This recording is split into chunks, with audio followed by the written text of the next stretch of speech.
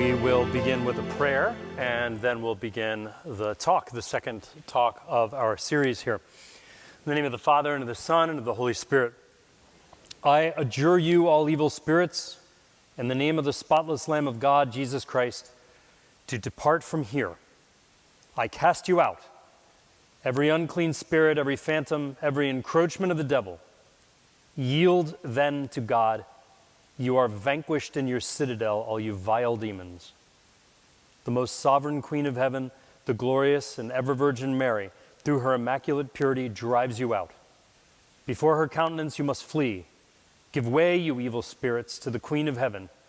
She is destined by Almighty God to crush your head with her heel. Amen. Yeah! Awesome. I'm happy to be with you all. This is wonderful that we're able to do this not only in the parish, but I want to welcome all that are watching from home once again, and also those that are going to be watching this recording, available on my podcast, Holiness for the Working Day, on Spotify and iTunes, as well as at holiness.work, which is my website. You can see the classes with all of the added things that I'll add from the class, as well as Holiness for the Working Day on YouTube. So I'm recording this on YouTube as well. My apologies if once in a while there's a sound glitch. I have multiple recording devices on me right now, so it's sometimes it's catching it and sometimes it's not, and they're all competing with each other. So as we begin, we're going to begin as we normally do on this second talk, the second part of our series on mindfulness in an anxious world. We're going to begin once again with the mindfulness practice. And today I'm going to be talking a lot about physicality, a lot about our neurobiology, a lot about the more psychiatric aspects of anxiety, and then we'll eventually be getting into the more psychological, the negative thought patterns, the cognitive dissonance, all those different kinds of things. But today what I'd like to do is give you some stuff that you can immediately employ in your life to help with anxiety and to allow you to be mindful. So we're going to start with something called PMR, progressive muscle relaxation, which I think all of us can do. If you have if you're very dehydrated, I don't recommend that you do this too much because you might cramp. If you do, it's okay if you stand up and wiggle out. I've removed the Blessed Sacrament out of the church. Our Lord, of course, is here. He's always with. Where two or more are gathered in my name, there I am among you. But I have removed the Eucharist from the tabernacle, so we could be a little more free to stand up, a little more free to laugh. I don't know what it is about American Catholics, but they don't laugh. So we'll be talking a lot about that later, and then we're going to be doing some mindfulness now. So remember, this is where we are embodied spirits, right? We are incarnate spirits, which means our bodies are very important. We can't forget our body. And so today we're going to become very aware of it. Progressive muscle relaxation, just so you know, basically allows us to be mindful of the body, and then we're going to start with our face, and we're going to scrunch up all the muscles in our face. We're going to flex all the muscles in our head and our face and our neck, and we're going to hold it, and then we're going to let it go. And we're going to do that. We're going to work our way all the way down the body, okay? And we're going to do that 2 times with each muscle group, and we're going to be mindful of our breath, and what's going to happen is that you're going to find yourself being very relaxed afterwards. Any of you have ever been to a physical therapist or a chiropractor who has done put you on the stim machine and put the pads on you and run electrical signals through your muscles to calm them? That's basically what we're doing, okay? So why don't we just begin by taking a very deep breath. And out through the mouth. And in through the nose. And out through the mouth.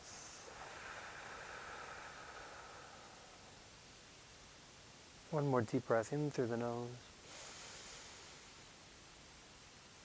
and out through the mouth.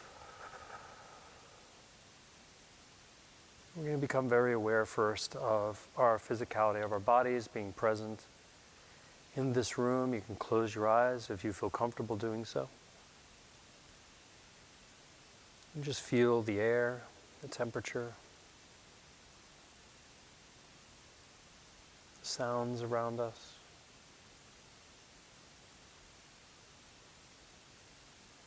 How you're generally feeling, your mood. If you're feeling anxious, How anxious? On a scale from 1 to 10, how are you feeling right now?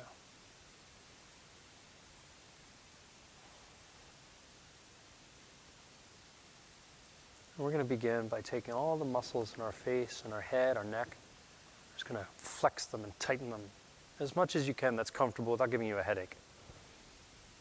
Make the funniest face you can think of doing it. And relax. And one more time, scrunch all the muscles in your face. And relax. Wiggle it out a little bit in your neck. Move your face around.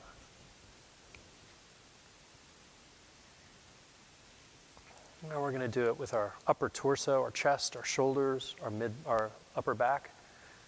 Just like you can do it Arnold Schwarzenegger. You can do the flex, okay? And flex all the muscles. And relax. And take a deep breath. And let it out. And once again, give me your best, Arnold. And relax. Now we're going to do it with our core muscles, okay? That's around our midsection, our lower back, and our pelvis. Okay, and we're just going to flex them as much as we can now. And relax. If you feel a cramp, you can wiggle it out a little bit. It means you're dehydrated, most likely. And we're going to do that one more time. Flex that stomach, flex that back. And relax. It's good. We're all brothers and sisters, right? We can all be awkward together, okay? Good. If you have to pass gas, that's fine. Just tell the person next to you, okay? All right, what we're going to do is as much as you can, you're going to flex your quads, okay? These are your quads, your front of your legs, okay? And you're just going to you maybe want to straighten your legs as much as you can, and you're just going to flex them, flex them, flex them. Feel that flex in your quads. Oh, yeah. And relax. And one more time. Flex, flex, flex, flex, flex. Yeah. And relax. Now we're going to do it with our calves, okay? We're just going to flex our calves. You can either point your toe and flex your calves, or you can pull it back like so, and you can flex it however you feel comfortable, okay? And we're going to flex those calves right now. Oh yeah, feel it. Feel that tension all, and then relax. All the tension's gone. Wiggle your legs a little bit. Sitting there. Wiggle your legs. And we're going to do it one more time, and flex, flex, flex, flex, flex. And relax. Wiggle it out. Wiggle that body out, just the whole body. Whole body. I'm not going to have you do it with your feet because you probably get a cramp in your feet and then you're going to hate me for the rest of the night, all right? So you can do that at home. You can do that anywhere. Anytime you're feeling particularly stressed, it's a mindfulness exercise, but what it also is a distress tolerance exercise. So if you're feeling incredibly tense, incredibly pumped, fearful, okay? That happens to us very often when we're afraid, right? Our muscles get tense. You might notice if you ever watch a scary movie or a scary show, if you notice your body, it's like, oh my gosh, I'm like really tense right now. So by making your body really tense and relaxing it, it tells your muscles it's okay to relax, okay? You're activating your sympathetic nervous system, which we'll be talking about a bunch tonight, and you're going to be able to relax, okay? Now, it's always important to make sure that we're mindful of our breathing. Why? Because if you stop, you die. So we want to make sure that we're mindful of our life. That's our life, if you will, that's coming in and out. And good, that's just a very basic practice. At the end of the practice, we're going to do one of two things. It depends how far I get in my notes tonight, okay? So it'll be fun. We'll do another practice. So let me say, when it comes to anxiety, okay, I talked a little bit about anxiety last week, and I gave you the analogy of my story of being chased by the hippopotamus. Think of anything that is remotely like that. When you were young, perhaps, and you were incredibly afraid. I've many times when I was younger, I would have nightmares, and I would go running into my parents' room. And I really did believe that there were monsters that lived under. I'm convinced that there actually are monsters that live under our bed, and we get older and we start to ignore them. That actually, we can get to that later. But when it doesn't have to be this way, okay? Anxiety controlling us, anxiety possessing us, anxiety oppressing us, it doesn't have to be that way. We don't talk about mental health enough in our culture. We don't talk about ways of dealing or coping or healing or growing. We're always geared towards more, more, more. And by doing that, we ignore less, less, less. We ignore solitude and silence. We ignore real rest. So I just want to say that to all of you who are watching, all of you who are here, all of you who are listening, that there is a way out of anxiety, and it's possible to live without as much of it. And if you feel hopeless right now, if you feel as though you're alone, if you feel as though I'm the only one feeling this way, you're not. Most of the world, all humans feel this. We all get anxiety, and anxiety actually is a good thing. It helps us. But when it starts to take control of our life, it's a bad thing. So for instance, I was just in the back in the sacristy as I was preparing. I was in the green room preparing to come out on stage. And as I was sitting back there, I started to do a mindfulness exercise that I've always done before I go out on stage when I used to act. And then, I start doing the body stuff, and, Moses supposes his toes are roses, but Moses supposes erroneously, and, doing all the vocal exercises and all those different things. And I said, why am I feeling anxious right now? Because I had to ask that question, why am I feeling anxious? Well, because I don't get stage fright at all, but I get energy. It's like this energy to speak in front of people. It used to be stage fright, and I learned how to overcome that. But it's this energy to speak in front of people. That's good. Like if I didn't have energy to speak in front of you, and then we have to remember that anxiety is, we become like the mopey guy. So anxiety is good. It helps us to have energy. You have anxiety before the big game. You have anxiety before you, whatever, right? You have anxiety, you have a normal anxiety before you make love. I mean, there's anxiety always, right? We need it in order to be alive. But it can control us. And it doesn't need to. So I'm really hoping that this class provides you hope more than anything else. Hope that you can overcome it. And also the possibility of seeking therapy if you need it. If it goes from normal anxiety that's taking over parts of life to an anxiety disorder where you say, I'm out of control, I can't handle it.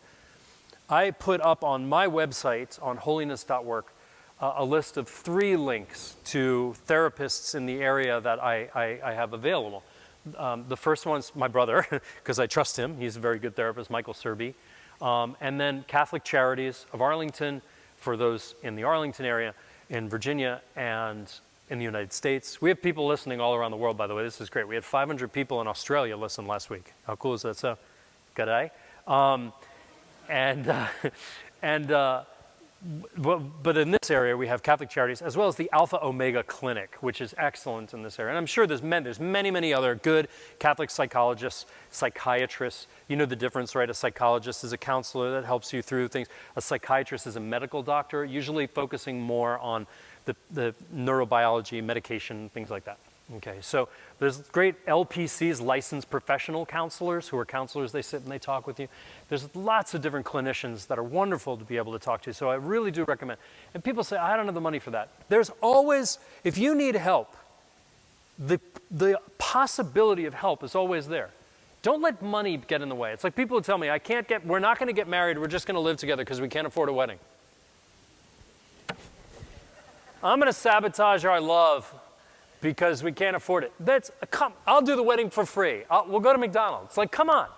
There's always a possibility. Okay, so anyway, it doesn't have to be this way. What is anxiety? Let's get down to it. Anxiety is the body's primitive survival system. You and I need to be able to get anxious in order to live. And it's an early warning system for threat. It's what we call our fight, flight, or freeze ability. And I add that in there. A lot of people say fight or flight. But there's a third option, freeze, and I'm sure many of us have had that before. When we're afraid, when we're nervous, we just can't move. It might happen socially, right? Someone says something to you, they argue with you, they bring up like a political point, and you're like, and you say, oh, I'm such an idiot. No, it's just your amygdala going, wait a minute. Okay, so we'll talk about that. Okay. When danger is detected, the body revs up for survival. Our brain's first mode, the first aspect of our brain, the main reason why our brain exists is to keep us alive. It's the danger detection aspect of our brain. That's why the amygdala, which we'll talk a lot about tonight, is in the middle of the brain.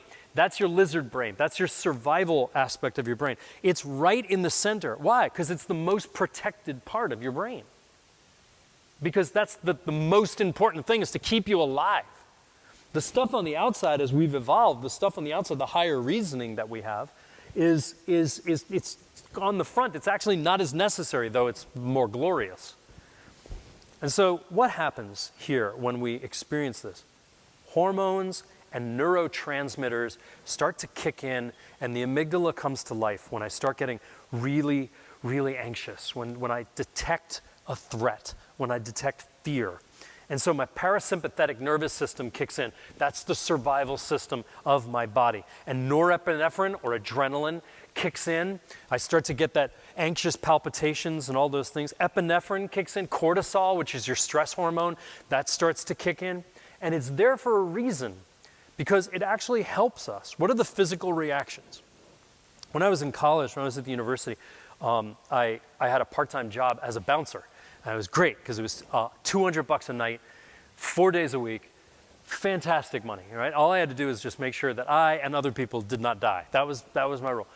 But that also meant, and it's not helpful for someone who suffers anxiety, to be in a place with black lights and strobe lights and really loud music and people much bigger than me that are all on alcohol or cocaine, and they're going crazy, and there's like thrash bands with mosh pits and all this stuff, and I had to watch and make sure everyone didn't die or that no one killed each other.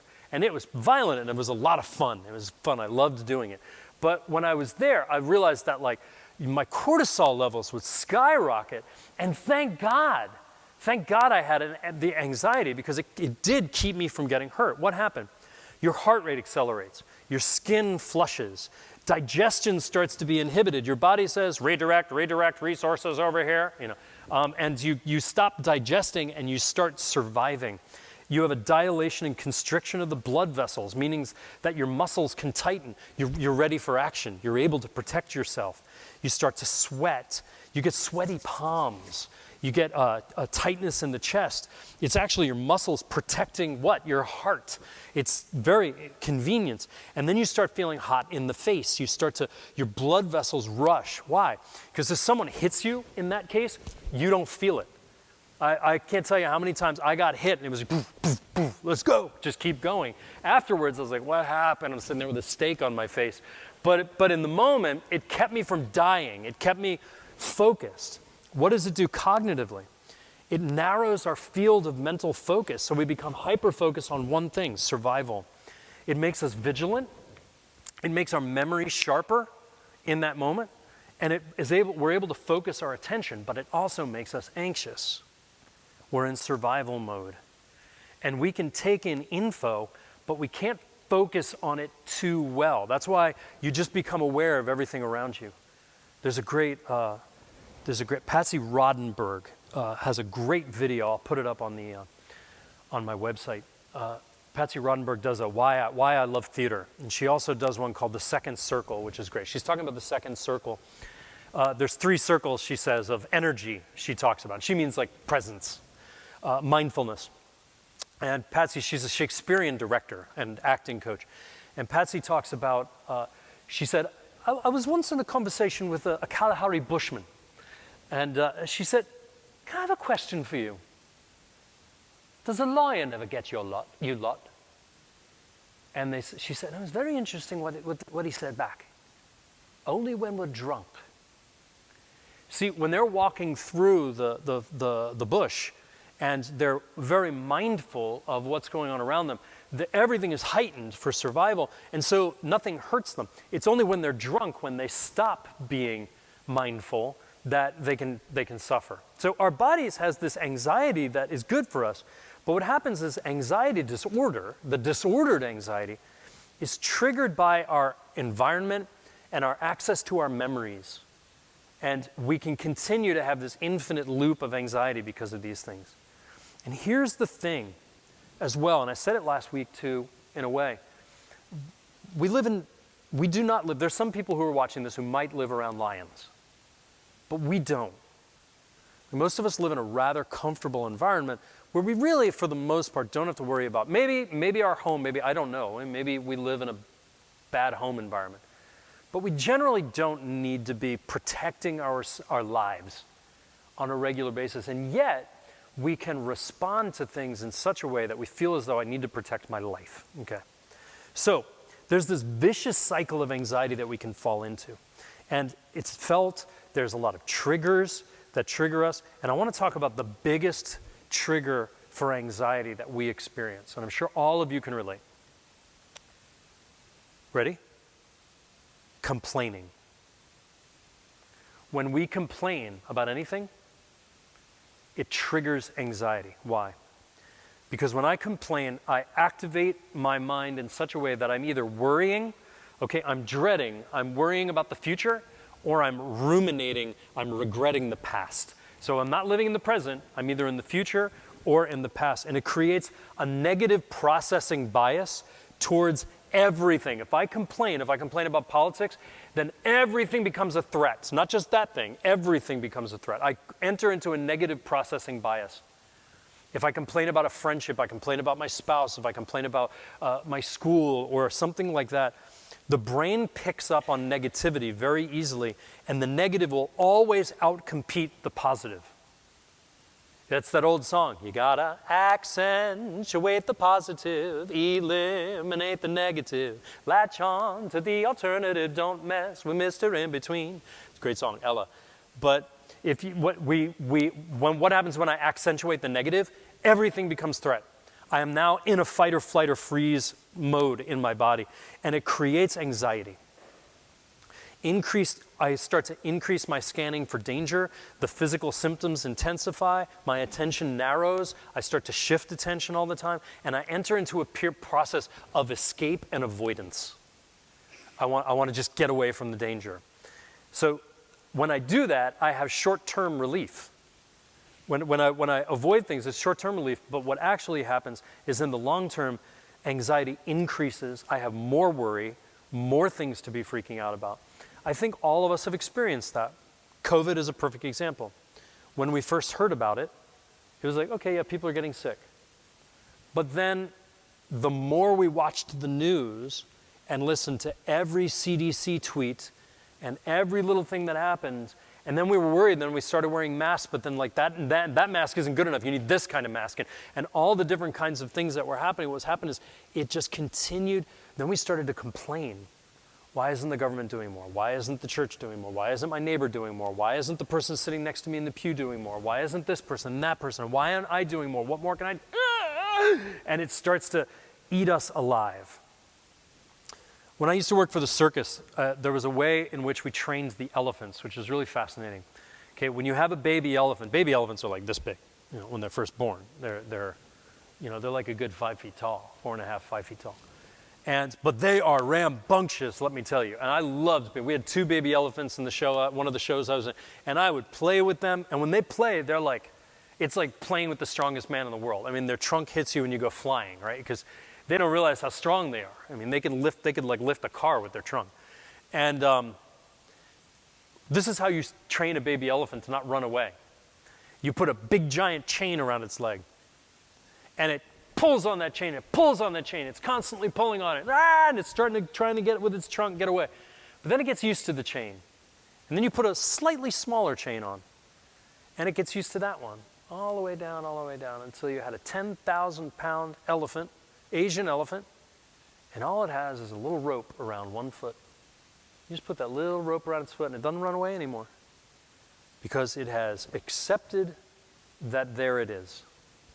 So in order to control an elephant, all you have to do, you walk up, they have a bull hook, all it is a stick with a little hook on it. And you walk up and you just put it on its ear. And you go like that, and it lowers its head and it kneels down, and you can jump up on it and it'll carry you wherever you want to go. And it's very fun to do it. But that's not what it learned. It had to learn through through someone constantly pulling it down. They weren't mean to it, by the way. I never saw any moment of abuse any time I was in the show. But I watched and I said, boy, aren't we like that? At first, the chain. Have we felt that with COVID? Have we felt that in anything? The chain of things. And then all of a sudden, we just get used to stuff. But the anxiety doesn't go away. All right. A lot of anxiety is based in a worry of the future, particularly. And we start doing something which I'll be talking about in a couple of weeks. We start to have these different aspects of cognitive dissonance. So we start to try to fortune tell, right? This is what's going to happen in the future. Completely worthless. We're not able to do it. We try to mind read. We do that in relationships a lot too. What are you thinking? I know what you're thinking. You have no idea what I'm thinking, right? Ladies especially, you have no idea what he's thinking. The chances are he's not. Okay. And gentlemen, you know already, you will never be able to read her mind or fortune tell. We jump to conclusions very easily to protect ourselves. We catastrophize things. It's not just, today is not just going to be a hard day. It's the worst day ever. We easily take that in. Or what we start doing is ruminating about the past. And this is a unique thing about humans. Animals all have fight or flight. They all have survival mechanisms. But animals can't remember the past or consider the possibilities of the future. So that's an added aspect of anxiety that you and I have to deal with. But because you and I are geared to reduce discomfort, we can often enter into a cycle of that deeper anxiety. And if we sense unpleasantness, we either try to avoid it, but there's a lot we just can't avoid. We can't avoid our own mind. We partially escape. We find ways to soothe ourselves. Sometimes something as simple as taking a warm bath. Sometimes it's not as simple as pornography and alcohol and drugs and things like that. But that's partial escape. It doesn't take care of the problem, does it? Even medication, when we're given medication by our doctors to deal with things, medication will help us to alleviate symptoms, but it can't solve my thinking problem. Like if I'm off in my thinking, no pill can take that away. No pill can transform that. It can numb it, but it doesn't help. I don't heal from it. Or what we do is we start to create safety behaviors and we start to become anxious even about not having them. Okay, so many of us have a safety behavior of our phone. We go somewhere and we think, as long as I have my phone, everything's going to be all right. And then one day we forget our phone. Where'd the phone go? You watch people and it's like Gollum with the ring. It's like, calm down with the phone. I do it too.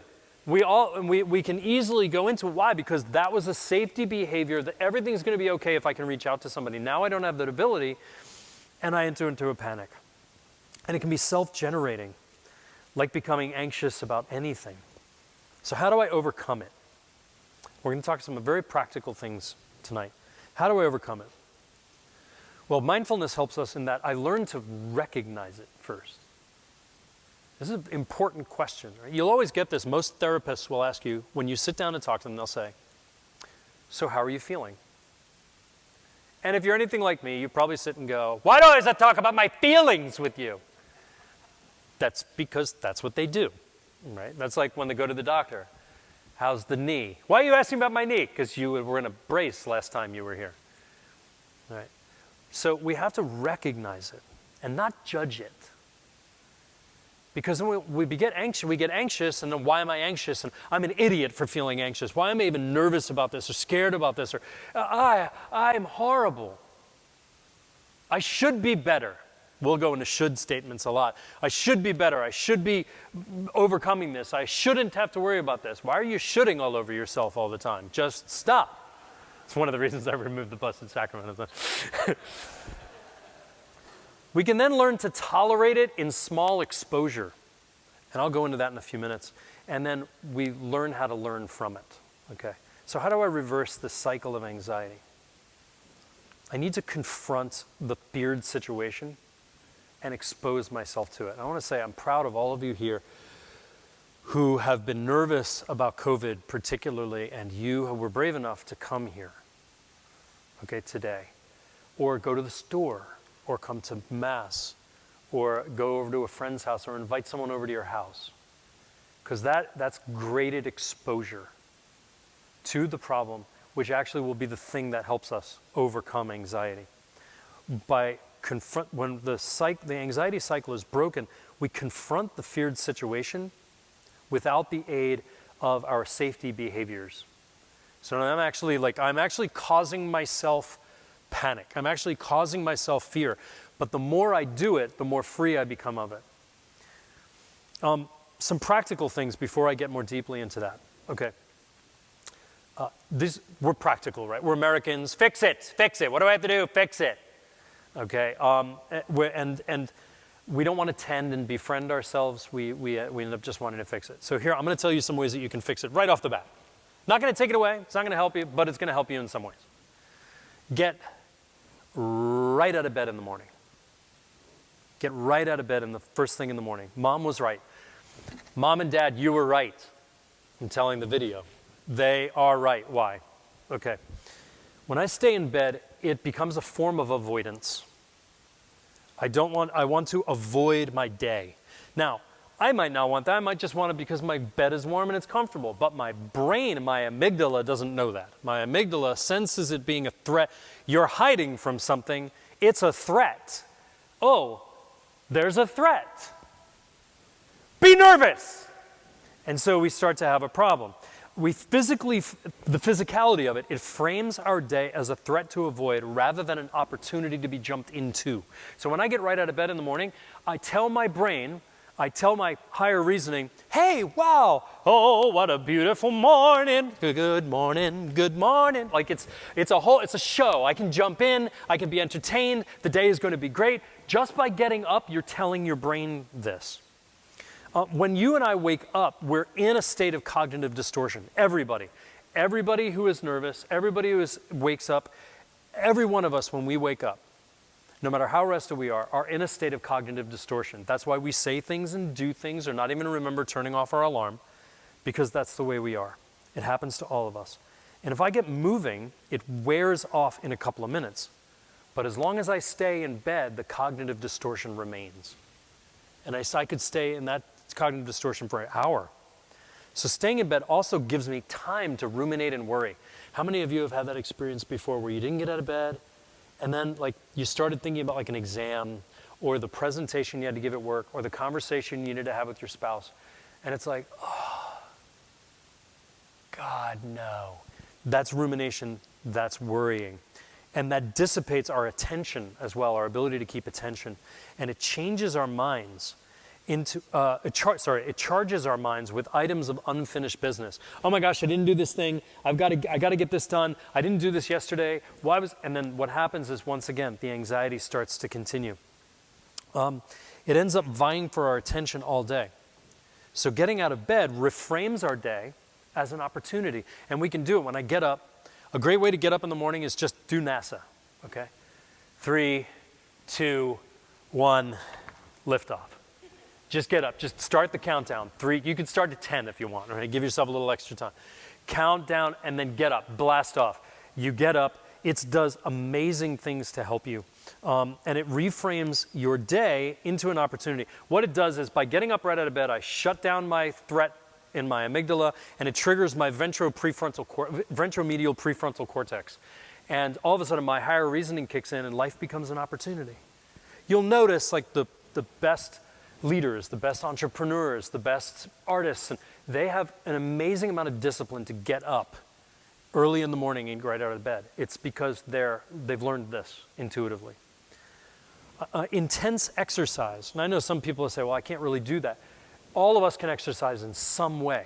Obviously, talk to your doctor in a way that you can do it.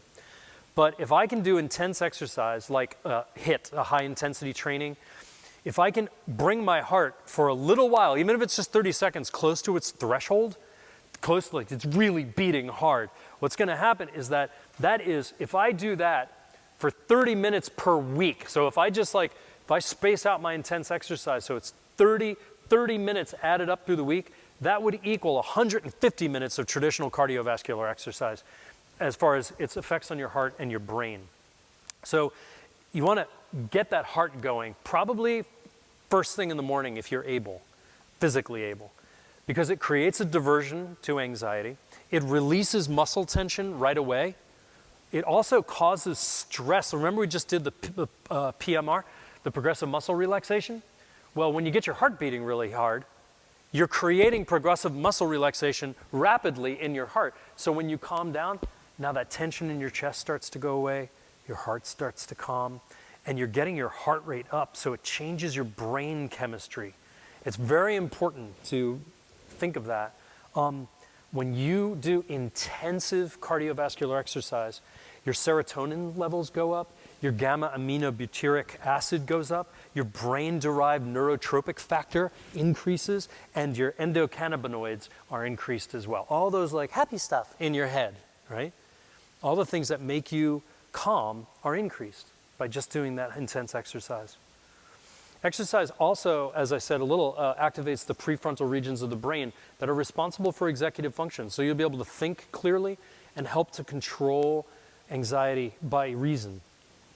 I'd also say it strengthens your immune system, regular exercise. Probably the worst thing that anyone could have done throughout COVID was not go outside, not get fresh air, not get any sun, and eat junk.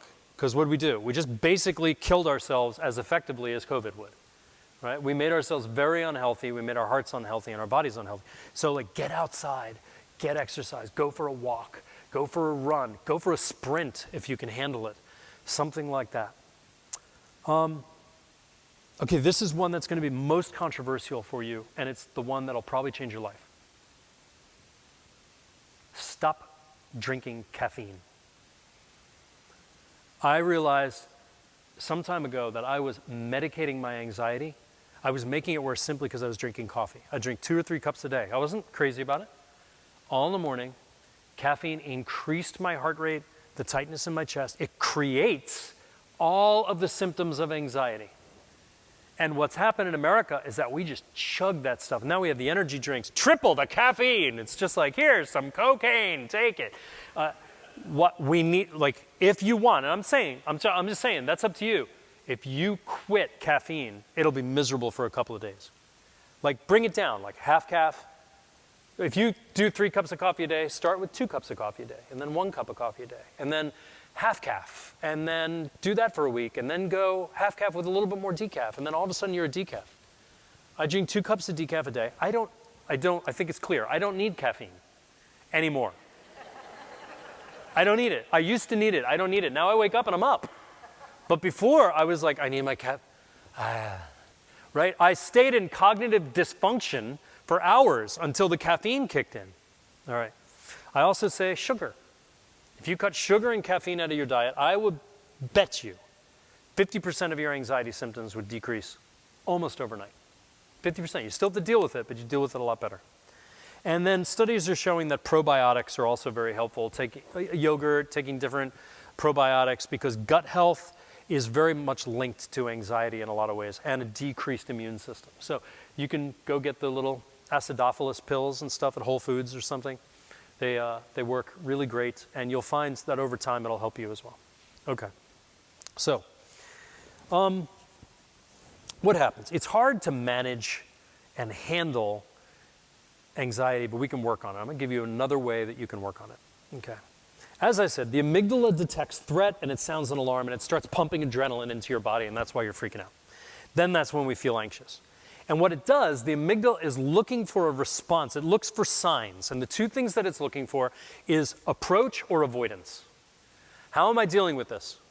Am I approaching it, or am I avoiding it? If we approach it, if we approach what caused the alarm, the thing that caused my anxiety, so I have to be aware of it, right? So let's say it's stage fright. If I approach the stage fright, it feeds back and decreases the threat level. Because what I'm doing is I'm telling my amygdala, it's all okay, I got this, don't worry about it. You're going and actually you're leaning into the thing that's making you anxious. So with COVID, what would it be? Occasionally going somewhere and not having the mask on. And like dealing with the fact that yes, you could get sick, and yes, but you're actually exposing yourself to fear. It could be you have social anxiety, and you're afraid to go into a room with people, or to a big party.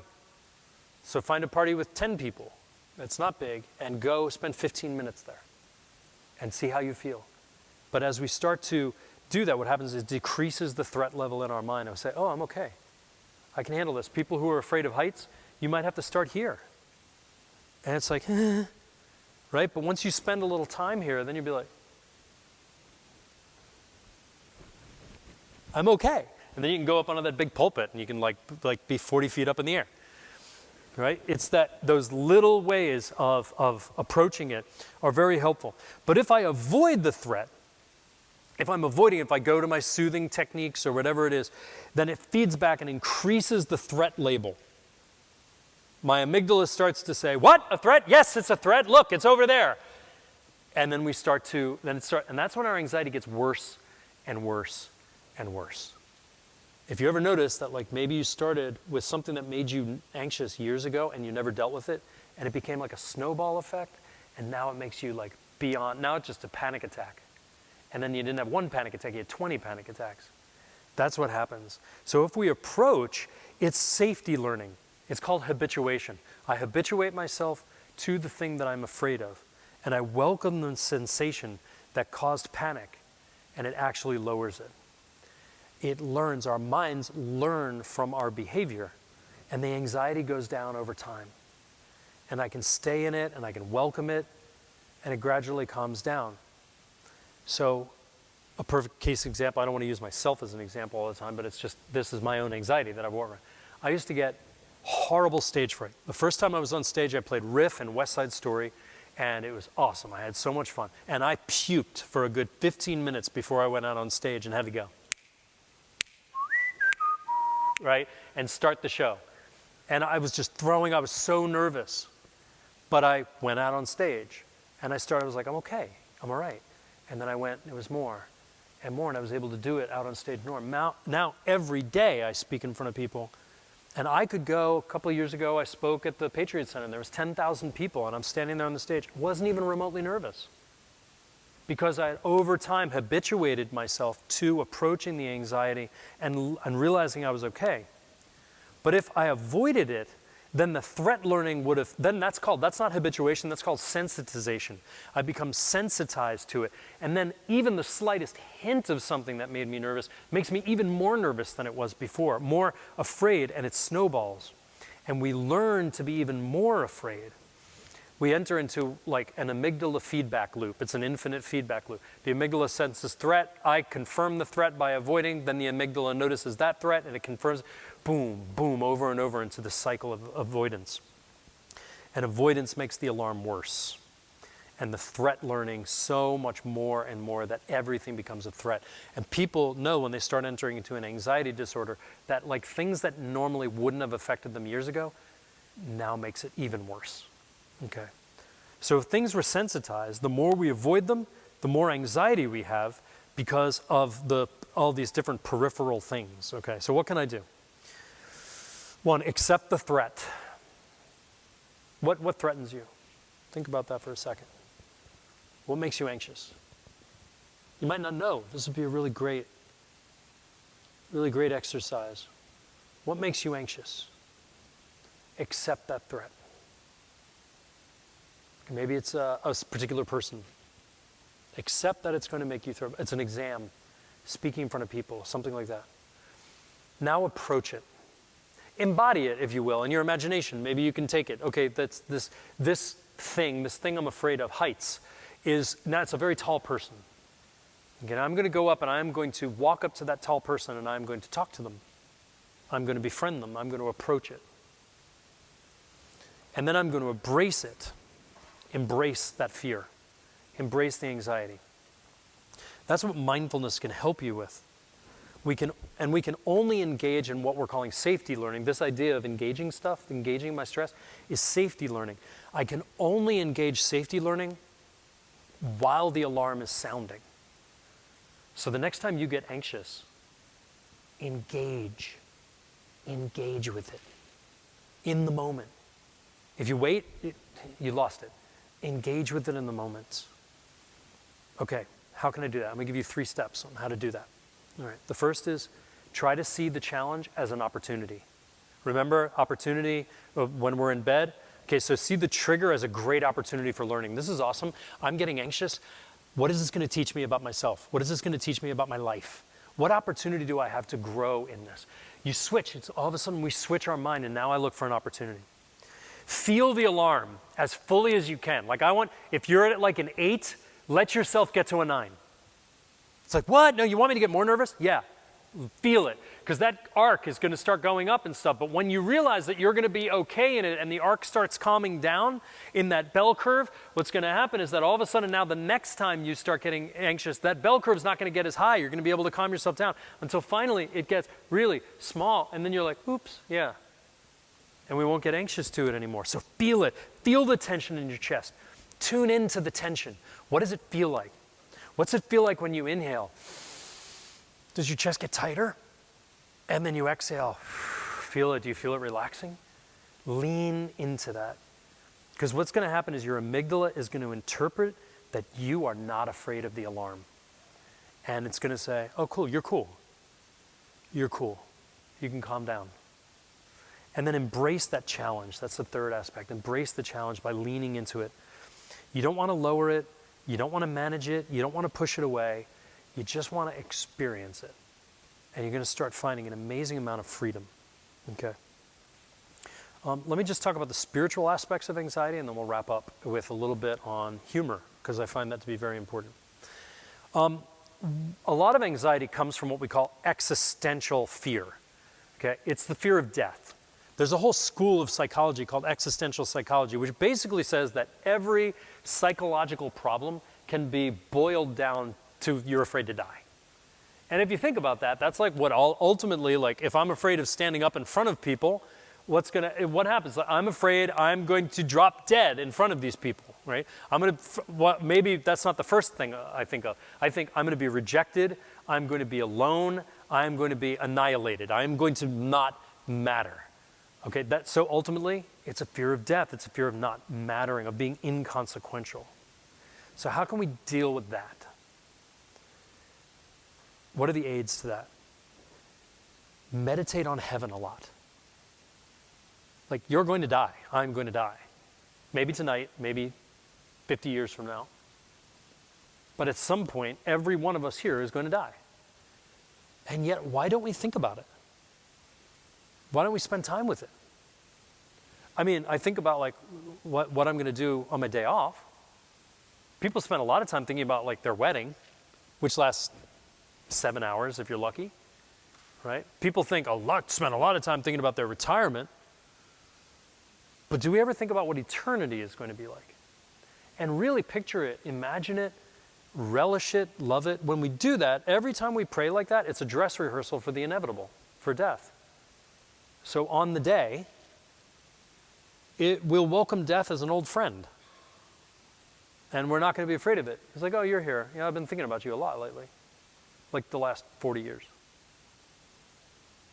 We should always be preparing our soul for that, right? I would be afraid of death too if I thought there was a possibility I was going to go to hell. Because that's just an eternity of being alone. And I already know what being alone feels like, and I don't want to do that for 5 minutes, let alone eternity. And so preparing the soul for death all the time. You got to live like you were dying, right? Just like the song goes. Because if not, what happens is like, I remember this old song. It's a great song, One by Metallica, right? It's there. Darkness imprisoning me. I can see absolute horror. I cannot live. I cannot die. Trapped in myself. Body my holding cell. Right? And you're going rocking out, right? My body, I'm trapped in myself. My body is my holding cell.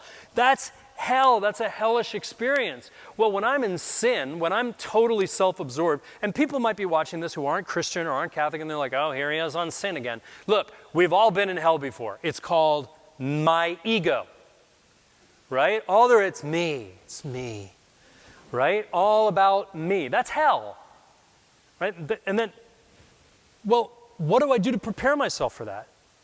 Come out of myself. Come out of my ego.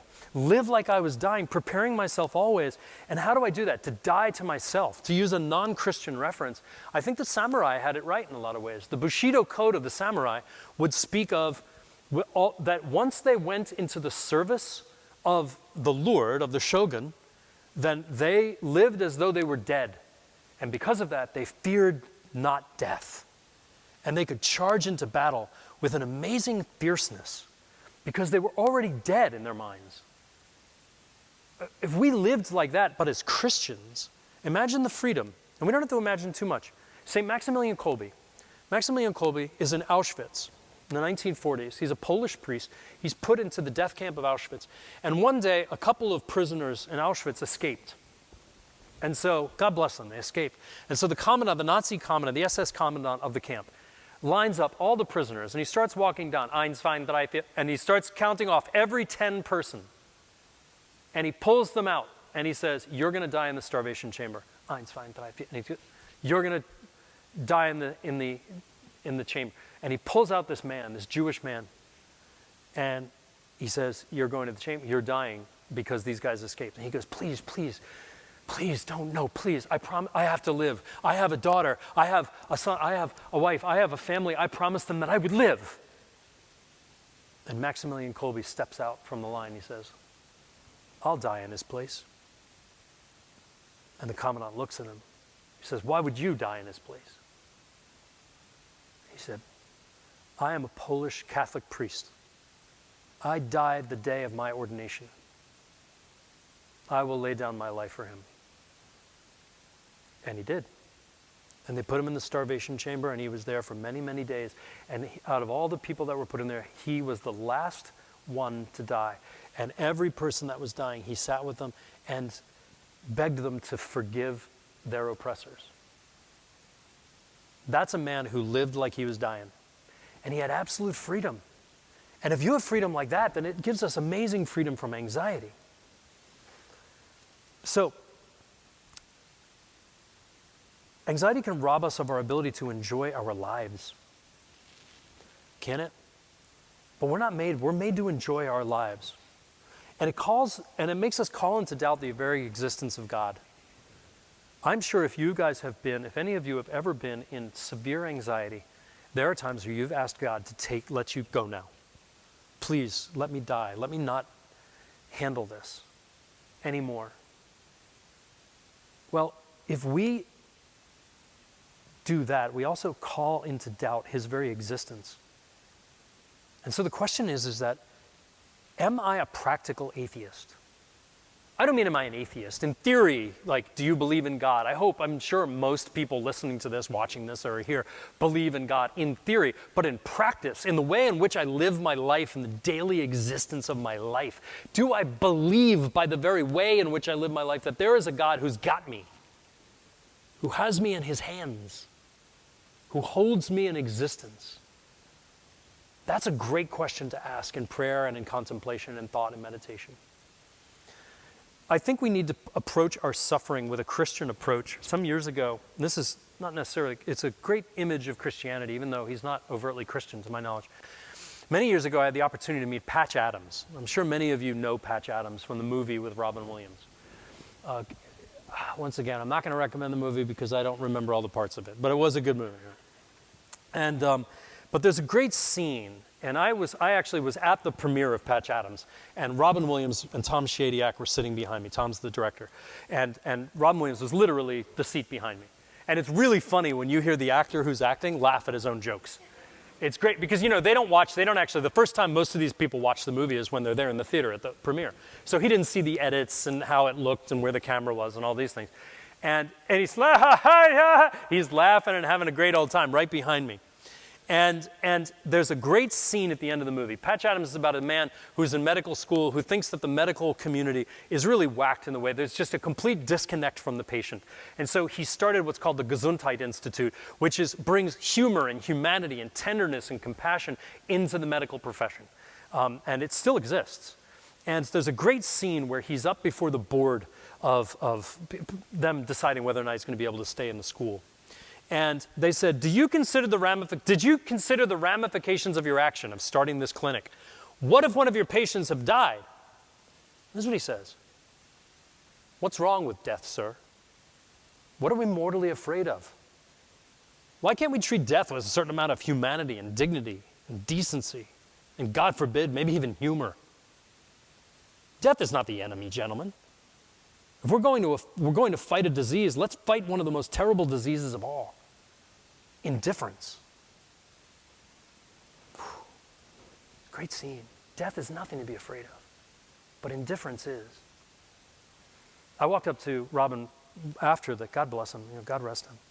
I walked up to him after the show, after the movie, and I needed to thank him because Dead Poets Society is one of my favorite movies, his movie. And I told him, I said, Robin, I want to thank you for that movie. The movie was great, by the way, Patch Adams, I really loved it. Patch was there, and I go, great life. And I said, but I need to thank you for Dead Poets Society because your humor and your movie, your characters and all these things really taught me a lot about teaching. And I just want to thank you for that. And he looked and he goes, it's one of the best compliments I've ever gotten. I'm like, well, thank you. But I think many of our fears today come from that fear of death. And so how can we approach it? I'm going to leave you with this. I think we can learn from the Jews. Because pretty much you can learn almost everything from the Jews. I really love the Jews. And the Jewish humor in the face of suffering is phenomenal. In the late 1890s, there was a lot of anti-Semitism going on. Every time society is compromised, there's two groups of people who are compromised. There's the Jews, so there's always anti-Semitism. Have you noticed? That's going on today. Okay, and the Catholics, especially Catholic clergy. Okay, and trust me, they're doing that now. But there was a lot of anti-Semitism in the 1890s, and the Jews had to defend themselves against this claim. There was a claim that's saying they lacked the capacity for humor. The Nazis would pick this up later, that the Jews lacked the capacity for humor, and they said that it was a talent, because it was a talent, humor was a talent that was considered a sign of being civilized. And they were trying to say that the Jews are uncivilized, that they're, these monsters. And so it didn't start with Hitler, like this was going on, 50 years before. But this deficit was attributed to a history of suffering. They said that because they suffered, they had this, they weren't able to have humor. Well, the Jews scoffed in their face. And there's a great line by Sholem Aleichem, who wrote Fiddler on the Roof, not the musical, but he wrote the story of Tevye and Fiddler on the Roof. And he located the source of the Jewish humor in what he called the principle of contrariness, deliberate contrariness. Atzelikis, he called it, which is a Yiddish word for the sake of spite. Atzelikis nicht gewent, he said, holding the tears back out of spite, only laughing for the sake of spite. So we hold the tears back, so we laugh instead, in spite of our persecutors and things. So you find that Jewish humor is marked with this dogged resilience in the face of dreadful and lethal adversity. Even after the Second World War, even after the horror of the Shoah, the Holocaust, that there was this immense amount of humor because the Jews can celebrate and ridicule stereotypes that for centuries had been turned against them. They can turn it on its head. And they find the laughability in the everyday moments, especially in moments of pain. I would argue that American humor, what we consider funny, is Jewish, Black, and Irish. Okay? Those are the three groups that really formed American humor. Why? Because they were the three groups that came to America or were brought to America and they suffered the most. And it's in the midst of suffering that we can find humor. And I think back to like the Borscht Belt. Many of you have heard of that. Those of you from New York may have heard of it. It was these like group of hotels, these resorts up in the Catskills that the Hasidim, the Hasidic Jews especially, but many Jews would go up and they would take their summer holidays. And they had this Borscht Belt where comedians would go, Jewish comedians, and they would entertain them. You might have heard some of these people. Henny Youngman, Sid Caesar, Groucho Marx, Jackie Mason, Victor Borge, Woody Allen, Joan Rivers, Lenny Bruce, George Burns, Jerry Lewis, Peter Sellers, Carl Reiner, Rodney Dangerfield. I mean, the greats of American comedy got their start on the Borscht Belt. But what happened is they found humor in suffering. They found humor in difficulty. And so like they would talk about marital strife and they would laugh about it. Economic hardships, even disease, they were able to laugh about it and joke. Anti-Semitism and even persecution, they were able to laugh about it. I remember some of them that I love. It's like, I just got back from a pleasure trip. I took my mother-in-law to the airport. I've been in love with the same woman for 49 years. If my wife ever finds out, she'll kill me. Someone stole my credit cards, but I won't be reporting it. The thief spends less than my wife did. So it's always about things about their life. The doctor gave the man 6 months to live. The man couldn't pay his bill. So the doctor gave him another 6 months. Basically, they were jesting philosophers. And what I want to do is encourage you, can we become jesting philosophers? To really rediscover humor in our lives. But Rabbi Reuben Bulka said this: by laughing at our fate, it is as if we were stepping out of a situation and looking at it from a distance, as if we were outside observers, so to speak. And the mindfulness won't help us do that. Only humor will too. I want to ask you, when was the last time you laughed? I mean, like really laughed, like belly laughed. You know, people say LOL. When was the last time you actually LOL'd? That you laughed out loud? It's very Jewish humor, comedy. In Jewish humor, comedy and tragedy are together. Do you have that outlook? Do I have that outlook? Where comedy and tragedy are the same kind of thing. Tragedy is a very interesting word. It comes from tragis, which is the Greek word for goat. Right? Because what they would do is they used to sacrifice goats in the temple. But then they realized that that's expensive. Why kill perfectly good goats? So they started to perform plays, and they called it tragedy. And what they would do is perform these sacrifices. Well, our life is a tragedy because our life is a sacrifice. But our life is also a comedy. And do we allow ourselves to have laughter through the tears? You know who knew this really well? Walt Disney. Never a laugh without a tear. That's what he said, never a laugh without a tear. I would say never a tear without a laugh. Can we do that? I'll leave you with one little final story. I had an interesting experience once. I was at a cocktail party in New York. It was the opening night of the circus, and we had a big black tie event, and there were three. I found myself having a cocktail with three people: Woody Allen, Anthony Quinn, and Douglas Fairbanks Jr. I mean, they were old, right? Woody was like young compared to Douglas, but it was so funny to watch someone like Woody Allen, especially, but all of them just bantering about with humor, and they all had gone through sufferings in their life. They all were a little weird, right? They all had been through a lot of tragedies and stuff. But they had the ability to laugh. And Woody paraphrased, actually he didn't think I recognized it, but he paraphrased a joke that he told in Bananas, one of his movies. And I actually got the Bananas quote because I couldn't remember exactly what he said. He said, I had a good relationship with my parents. They very rarely hit me. I think they hit me once in my whole childhood. They started beating me on the 23rd of December, 1942, and they stopped beating me in the late spring of 44. I mean, this is a guy who had a difficult childhood in some ways, and yet he found a way to laugh about it. Well, you and I have a difficult life, especially if we suffer from anxiety. I hope you laugh at it. I hope you laugh at it. When was the last time you laughed? I want you to go home tonight. Your assignment tonight is to go home, pull up YouTube, and find some comedy. I'm going to put some on my website. All right, some of the Borscht Belt stuff. I'm going to put up, there's a great Tim Conway and Harvey Korman skit of going to the dentist from the Carol Burnett show back in the 70s. Hysterical. I'm going to put up some things like that, just old stuff that's clean that you can show people, and laugh. And I promise you, if you can laugh, you'll be less anxious. Next week, we're going to be talking a lot about loneliness and things like that, and then we'll start getting into the cognitive dissonance.